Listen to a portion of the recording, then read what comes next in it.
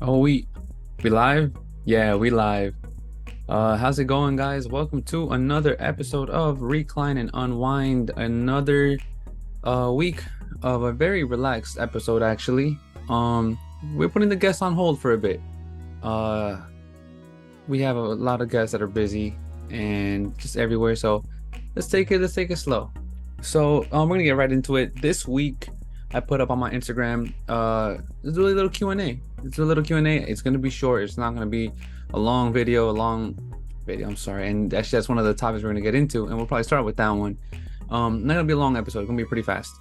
So let's get right into it, guys. One of the questions that I got on Instagram is, am I ever gonna upload these podcasts on YouTube? And the answer is yes, I am.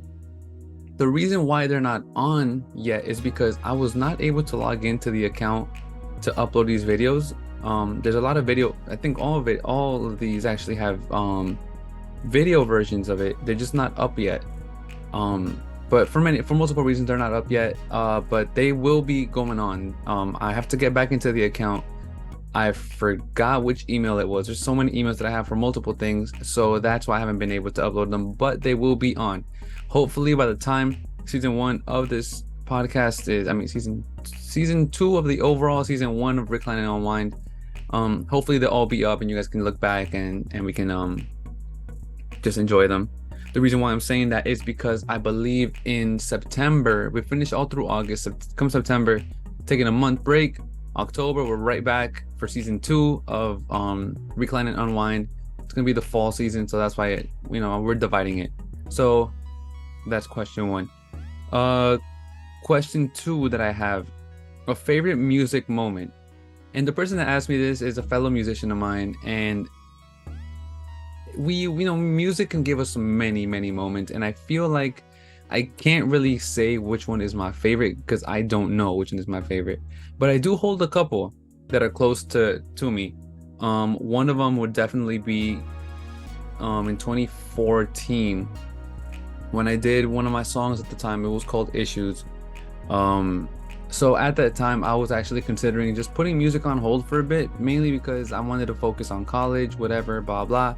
And I'm like, all right, last project, let's go with it. It was 2014, 2012, 2013, 2014. Yeah, I think it was 2014. The project was gonna come out 2015, so it was gonna be like a 4 year like thing that I've been doing music.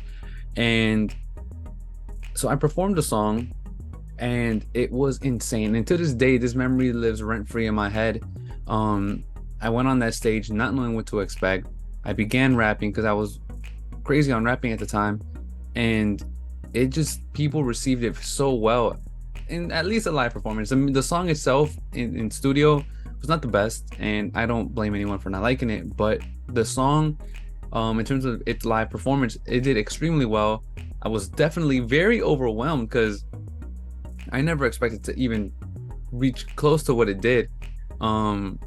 And just seeing how many people were singing the song for that entire week. It was in school, so for that entire week, people in the hallways were singing the chorus of that song, and I was like, that's the first time I ever felt anything remotely close to being famous. And that's gonna bridge into the next question. But it was insane. People were singing my song. I was walking home with a couple of friends, and I just see kids in front of me. We just walk past, and they're watching my music video for the song. So it definitely felt very surreal. A lot of great things came out of that. A lot of bad things happened after that. Not necessarily bad. It's just, kids, drama, whatever, blah, blah. A lot of things did happen though. And I could not be more grateful for everything that did happen, good or bad. Like it was a moment for me. And if I could relive that moment, I would. However, I'm not gonna try to recreate it like I used to. When I was younger, I tried to recreate that moment because it was really that impactful for me. But that's definitely one of my favorite moments. Another favorite moment that I have is definitely my first show at Mercury Lounge. I was so nervous the entire day. All I had was like a McDonald's burger, I think one cheeseburger, a couple of fries, and a little bit of soda. Had Starbucks earlier that day because it was cold. But I had one hell of a great. I had one hell of a day. It was so fun. I can't, like, the entire show was so surreal. A Mercury Lounge show was actually in the books for God knows how long, and finally being able to book it and have the amount of people that went, like, go. It was surreal. I'm super grateful for everything that happened, honestly, because that doesn't happen that often in my life, and that was crazy. I had a blast. After party was definitely crazy, but that was definitely one of the best moments that I've had in music. Then I want to say maybe my most recent concert in terms of music was definitely a great moment, because I had friends and family over at the show. Mercury Lounge again. Shout out Mercury Lounge. You guys have been great to me. I did some of my best songs. I think it was my best show yet. The crowd was insane. The energy was fun. Like, honestly, it was seriously one of the best concerts I've had. Also, when I released my song Valerie, that was also a great moment, because the people that knew what it was about made it feel like a big deal, and it was being shared around by so many people, and it felt like I had a hit under my belt, and it was a great feeling. I'm not gonna lie. And that bridges us into our next question, based off what I went off earlier. Do I hope to get famous? This is a question that I've revisited back and forth over and over, because I did not want to be famous in the beginning. No, my bad. I did want to be famous extremely badly in the beginning. And it was my driving factor for the most part. I wanted to do that. I wanted to do music to be famous. I remember the day that I'm like, I want to do music. I was on my way to New Jersey. I think I was listening to the Jonas Brothers. I think it was Keep It Real by the Jonas Brothers. Yeah. So I was like, this would be so cool to have my music playing in the back of a stereo, in the back of a car. And I hit up my cousin. I was like, guys, like, my cousin, I'm like, can you help me get like any music programs? And we did it. We got our music programs like on the spot, started writing songs, and I was like, this is gonna work. I'm gonna be famous one day. This is what I want to do. And through that process, I realized it took me a couple years, because the desire to be famous extended all the way through 2014, which is why I ended up not quitting music in 2014. I was so focused on, like, I'm on the high, I'm on the wave, let's run with it. This is what I need. And it did exactly that. I was definitely at a peak point in 2014 through 16, I want to say. Yeah, 2014 through 16. And after that, like, I want to say come 2017, I'm like, you know what, maybe this isn't really for me. 2018, I released a project and did very well, because it was my first, like, official, properly produced project since high school, since just in general. I had gone through an evolution, and I had a song called For the Squad that came out, and it did really well. I'm like, this can actually be a nice club song. This would be really cool. Come 2019, I was like, I got one project in me, and through that project, that when I was making No Regrets, my album, I realized maybe I don't want to be famous as big as I want it to be. At least maybe I just want to be a local star, and that's what one of my songs was called, Local Star. So I was more on the, maybe this is just a smaller fame type of desire. Album came out, it was well received. I want to say 2021, I decided, I'm like, the music is for me and my friends and my family. That's some people I'm making music for. And that was my mindset up until 2023. All of last year I took a break. 2023, I'm like, let's give this fame thing one more try. And I've kind of decided, I'm like, maybe I don't want to be famous, but I want to see how far I can get. And if I don't make it, I don't make it. It's definitely, it's just a stretch to reach, but I want to have fun with it. I mean, I'm having fun with the music. I'm having a blast. I've decided that if I'm famous, great. If I'm not, I'm not. But at least if I ever go out in terms of like quit music, at least I did it having fun. And that's really what it's all about now. Now it's like, I just want to have fun with the music. If it takes me somewhere, great. If it doesn't, that's not in the plans for me, you know? So that answers the do I want to be famous? Let me see what else I have. Just random text coming in right now, guys. Welcome to Reclining on Wine. This is what happens if we get live text messages. Let's see. Do I follow my heart? What is it? Do I follow my heart or my brain to make decisions? None. I don't follow my brain or my heart. I follow my gut, and maybe that's my brain telling me. Sometimes you get this gut feeling, and it's something I want to really like emphasize and put emphasis on. Your gut feeling is 95% of the time not wrong. At least it has not been wrong with me. Whenever I feel like something is not going the way it should, or I feel some sort of instability or insecurity, I feel like my gut feeling is right, and it has been right most of the time.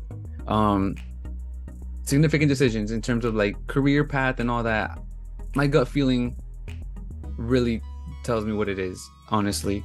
When I started doing social work, I did not feel connected to it, and that was really my gut saying this is not for you. My heart did play a role in that because I was working alongside family, but it was not it for me, honestly. I'm not gonna lie. So I had to think with my gut, I guess with my brain too, brain, gut, whatever. Like my gut told me it wasn't it. My brain said stick with it for a little bit, maybe it works out. My gut never, like, it knew it wasn't for me. Then when I left and came back into the field, I'm just like, I'm doing this for money, like, let me try it. And then I ended up leaving, and now I'm not even in social work. I'm in something else. And that's what I'm thinking with my gut and my heart. I'm like, I know what I'm doing here. I actually enjoy this more than the other things. This is where my brain, my heart, and my gut all agreed. So couldn't be happier about what I'm doing right now, and I always want to move up. Nothing changed there. In terms of music, my heart usually drives more of that. Just like, this is what you want to do. This is the kind of song you want to release. My brain doesn't play much, because when your brain plays a bigger role in the terms of your creative process, that's when it becomes a little forced and a little artificial, and that's not the best thing, honestly. I have, I think, a couple more. Oh, how did I get into Korean music? During the pandemic, I was recording a music video for that's not out. It should be coming out soon. Never mind. It might. I don't know if it's coming out. I was filming a music video for a song called "Spend All Night with You," and during that time, my friend and I, he was into Blackpink, and he kept saying, "Oh, Blackpink in your area," but saying D-Res in your area. And I started listening to How You Like That entire album. It was good, and little by little, it was just a spiral, just went all the way down, and that's how I'm here now in terms of music taste. That's what it was. Let's see, where's the last one? Is this really what they said? What are some songs that would be on my, if my life had a soundtrack, what would it be?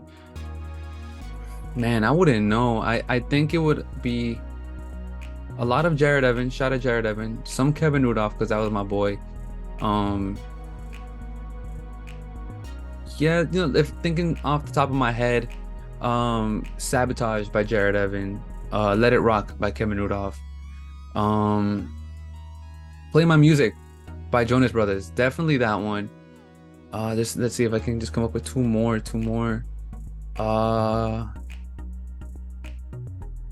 Man, see, that's a tough question. I didn't even think this through. I just went straight into it.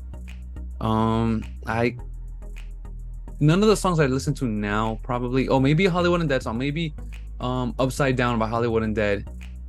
That's a really good song, and it has a deep meaning to it. And I'm maybe just thinking out loud. Crap, these are all songs that I grew up with, honestly. Like, these are all like songs that, or bands or groups that really hit. One last one. Damn, I'm not even gonna lie. This is a tough question.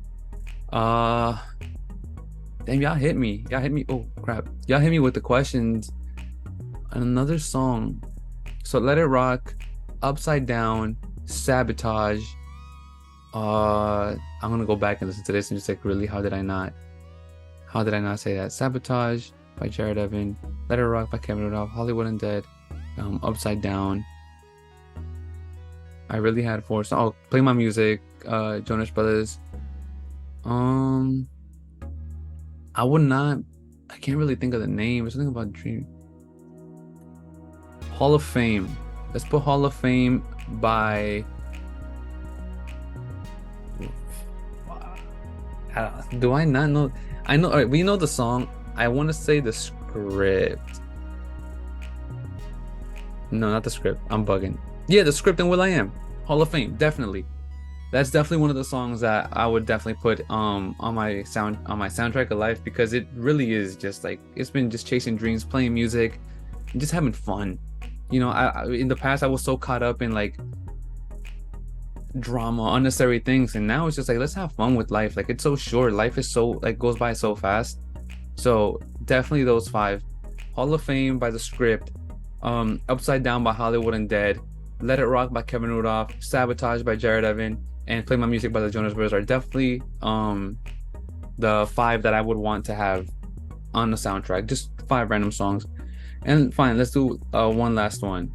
My dream job. I thought it was music, and I feel like maybe it still is music. What I'm doing right now is not that bad. If I can move up in that position, it would be great. But I think music will never leave my brain, my heart, my desire. Like it's something I want to do in music. Anything in that. Performing. There's no other feeling like performing.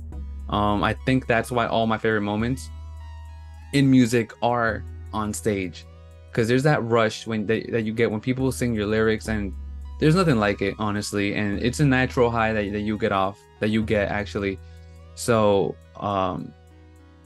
definitely I think something in music, performing. I've even thought about, like, if I ever stop music, which is like an indefinite hiatus, an indefinite hiatus is in the horizon probably. I would love to be a guitarist. I can't play guitar for the life of me. A guitarist, a drummer, it would be so cool, you know. And it must be fun, that energy that you get on stage, just people screaming. And let's say you start playing drums or guitar, like, it's crazy. Like, until you've been on stage, no matter the magnitude, it's something about it, and it's amazing to feel that. But yeah, guys, today was a very quick episode. Guests will be back soon, I promise. It's just everyone's been very busy, and I'm not stopping this podcast unless I'm forced to, you know. I want to be consistent with this, and that's exactly why we're still doing this. So I just wanted to thank you guys for tuning in once again for another week of Recline and Unwind. It might be the month already, maybe a little less, a little more than that, but you know, we're still here, guys, and we're not stopping anytime soon. So thank you very much.